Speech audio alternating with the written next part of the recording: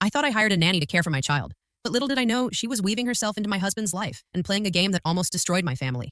When I first met her, she seemed like the answer to my prayers. Life had been a whirlwind ever since I gave birth to Arav. Sleepless nights, endless feedings, and the constant fear of doing something wrong left me exhausted beyond words. My husband, Rohan, was supportive, but his demanding job often kept him late at the office. I needed help, and when the agency recommended Maya, a soft-spoken young woman with warm eyes and a gentle smile, I thought my problems were finally solved. From the very first day, Maya blended seamlessly into our lives. Arav, usually fussy around strangers, reached for her instantly. She rocked him to sleep in minutes when I sometimes struggled for hours. She cooked simple, nourishing meals, tidied up without being asked, and carried herself with a grace that made me trust her almost too quickly. "She's amazing," Rohan said one evening, watching Maya play peekaboo with Arav. His eyes lit up with relief. "I can finally focus on work knowing you're not drowning at home." I smiled because it felt good to be understood. It felt good to breathe again. Days turned into weeks, and Maya became more than just help. She became part of our family routine. She stayed late when I wasn't feeling well, she held Arav during his first bout of fever, and she even remembered my favorite tea and made it for me without asking. But there was something else too, something I couldn't quite put into words. At first it was the way Rohan spoke about her. He praised her cooking, her patience, her natural ability with children. One night he even joked, "Maybe Maya's better with Arav than we are." He laughed, but for some reason I didn't. Then, there were the little moments I brushed aside. The way Maya's hand sometimes lingered a second too long when she handed Rohan something. The way he smiled at her stories, more engaged than when I talked about my day. I told myself I was imagining it. After all, she was just a nanny, and I was just tired. But late one evening, I walked into the living room to find them sitting together on the couch, laughing softly at something on his phone. Arav was asleep upstairs. They didn't see me right away. My heart gave a little jolt. Not anger, not jealousy, but something colder. A warning. The moment passed. Rohan looked up, smiled at me, and said, "Come join us." Maya gave me her usual sweet smile, but I couldn't shake the thought that maybe I had let someone too close, too soon. I told myself to stop overthinking, to be grateful, to focus on Arav, on my healing, on my marriage. But deep down, a seed of doubt had already been planted, and I had no idea how fast it was about to grow. If you had to hire a nanny, would you trust a stranger, or only rely on family to care for your child? At first, I tried to ignore the uneasiness in my chest. Maya was doing her job, nothing more. She cared for Arav, she supported me, and she made our home feel less chaotic. Maybe I was just being insecure, I told myself. Maybe my exhaustion was playing tricks on me, but then I began noticing the small shifts. It started with Rohan's schedule. He began coming home earlier than usual, claiming he wanted to spend more time with Arav. But somehow, those evenings always ended with Maya still in the house. He'd offer to drop her home, even when her bus stop was just a short walk away. I told myself it was kindness. He had always been helpful like that. Then came the little jokes. Rohan teased Maya about her magic touch with Arav, how even his cries seemed to melt when she held him. She'd laugh, a soft, almost shy laugh, and sometimes I caught her glancing at him as if he were the only one in the room. One evening, I asked Rohan directly, half joking, half serious, "You really like having her around, don't you?" He looked at me, surprised. "Of course I do. She's great with Arav. Don't tell me you're jealous." He chuckled, pulling me close. "You're imagining things. Maya is just the nanny." His words soothed me on the surface, but my heart whispered otherwise. It wasn't just about him. It was about her, too. Maya had begun dressing differently. At first, she wore simple salwar suits, hair tied back neatly, but gradually her clothes became more fitted, her makeup more noticeable. A swipe of lipstick, a touch of eyeliner. When I mentioned it once, she laughed lightly. "Oh, I just want to look presentable. Arav deserves a happy, cheerful nanny." Her answer seemed harmless enough, but why did it leave a bitter taste in my mouth? The real blow came one afternoon. I was upstairs folding laundry when I heard Rohan's deep laugh drift up from the kitchen. Curious, I crept halfway down the stairs. Through the railing, I saw them standing close. Too close. Maya was holding out a dish she'd made, and Rohan leaned in to taste it from the spoon she offered. The way they smiled at each other. It wasn't professional. It wasn't innocent. Something inside me snapped. I marched into the kitchen, keeping my voice steady. "What's going on here?" They both froze. Rohan looked guilty for half a second before recovering. "Maya just made something new. She wanted me to try it." That's all. Maya nodded quickly, her cheeks flushed. "Yes, ma'am. I was only sharing the food." I forced a smile, but it felt hollow. "Next time, share it with me first." That night, as I lay in bed beside Rohan, I couldn't sleep. My mind kept replaying that spoon, that smile, that closeness. I realized I could no longer ignore the shifts. Maya wasn't just playing the role of a nanny, she was playing a game, and I wasn't sure how much longer I could pretend not to see it. Would you ignore small red flags if the nanny seemed perfect with your child, or confront them immediately? The days that followed felt heavier, as if I was constantly holding my breath. The bond between Maya and Rohan wasn't obvious to outsiders. It was subtle, hidden beneath polite exchanges and small gestures. But to me, every glance lingered too long, every laugh carried too much warmth, and every silence between them spoke volumes. One evening, I walked into the living room after putting Arav to bed. Maya was curled up on the sofa with Rohan, not close enough to touch, but close enough for my stomach to twist. They were watching a comedy show, laughing together, so absorbed that they hadn't noticed me standing in the doorway. "Is everything okay here?" I asked, forcing my voice to sound casual. They both startled. Rohan grabbed the remote, lowering the volume. "Of course," he said quickly. "We were just relaxing after a long day. Why don't you join us?" I sat down, but the atmosphere had changed instantly. Maya excused herself soon after, claiming she needed to prepare Arav's bag for the next day. But as she left the room, I caught the flicker of something in her eyes, something calculated. The next morning, Maya began inserting herself into conversations that had nothing to do with her. When Rohan and I discussed plans for the weekend, she casually mentioned that Arav would enjoy the park more than the shopping mall. When we argued softly over finances, she chimed in with, "Sometimes little sacrifices are worth it for family peace." Her words were always wrapped in innocence, but her tone carried weight, as if she was slowly threading herself deeper into the fabric of our marriage. The most blatant boundary crossing happened a week later. I was in the kitchen, and I overheard her voice in the living room. "Sir, you work so hard. You deserve to rest more. Don't worry about everything. Madam and I can handle it." Her voice was soft, almost intimate. I froze, listening for Rohan's response. He laughed. "If only it were that easy." I stepped in before she could say more, carrying a tray of tea. My smile didn't reach my eyes. "Funny, I don't remember hiring a marriage counselor." Maya looked embarrassed for a moment, but then quickly recovered. "I'm sorry, ma'am. I was just expressing concern. I care for this family." I held her gaze. "You're here to care for Arav. Don't forget that." That night, Rohan accused me of being too harsh. "She didn't mean anything by it," he said, frowning. "You're reading too much into things." But I wasn't. I knew exactly what Maya was doing. Slowly, carefully, she was erasing the lines between servant and confidant, between employee and family. And the worst part? Rohan didn't seem to mind.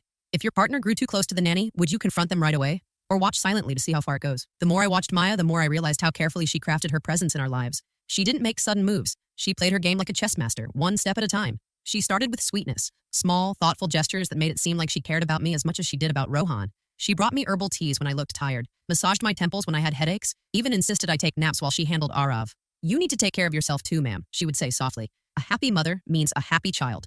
On the surface, her words warmed me, but deep inside, they chilled me, because I knew she was winning my trust only to use it later. Rohan, meanwhile, only saw her kindness. He praised her constantly.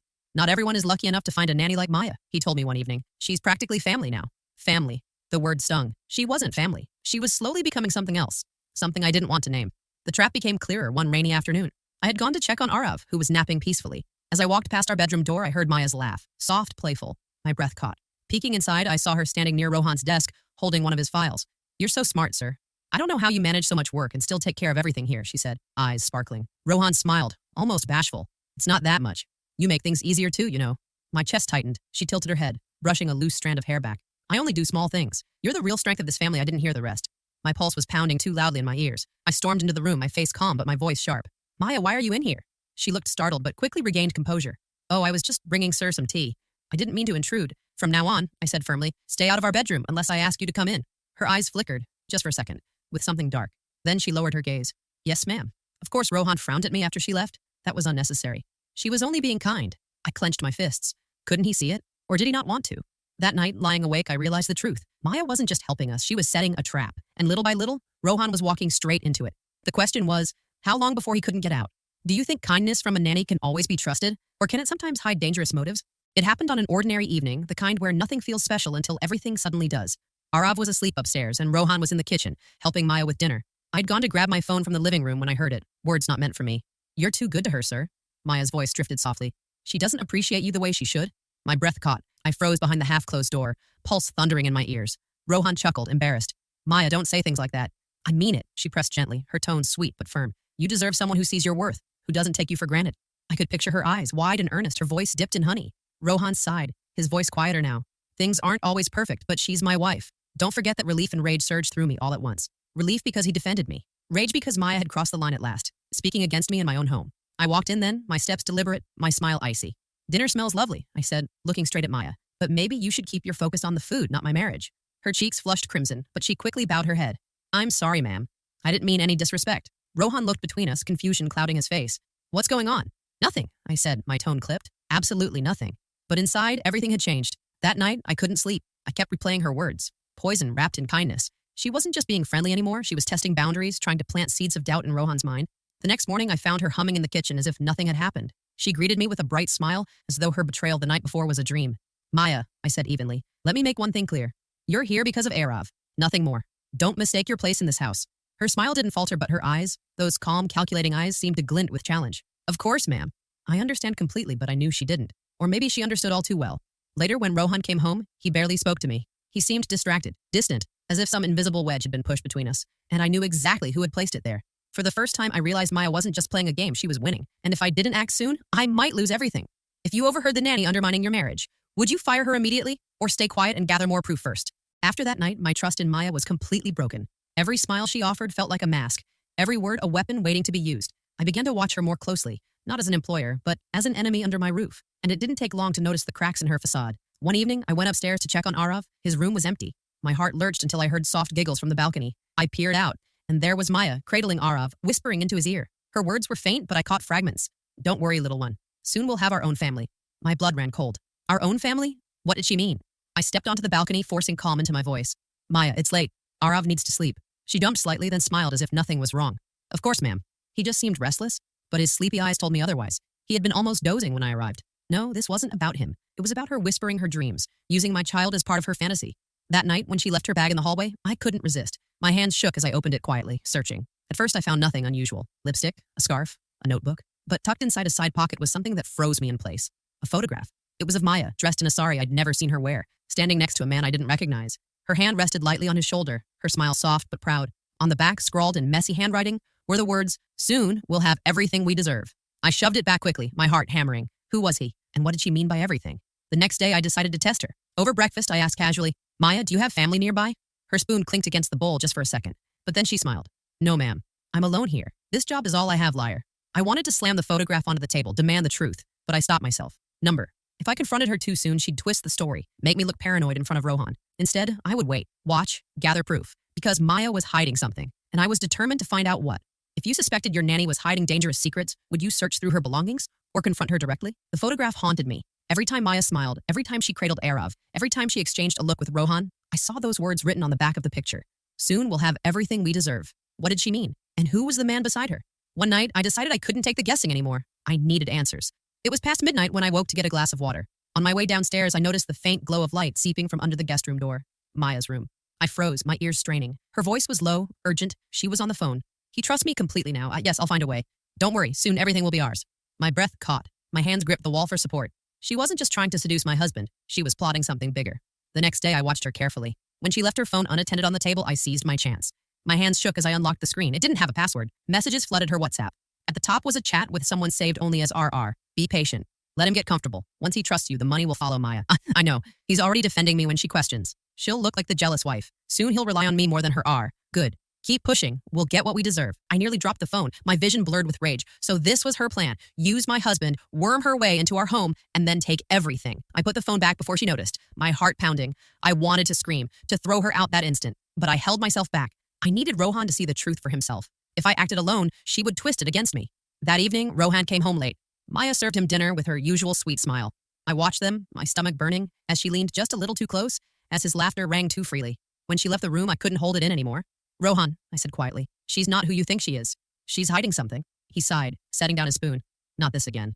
You've been suspicious from the start. I'm serious. She's plotting against us. I found messages on her phone.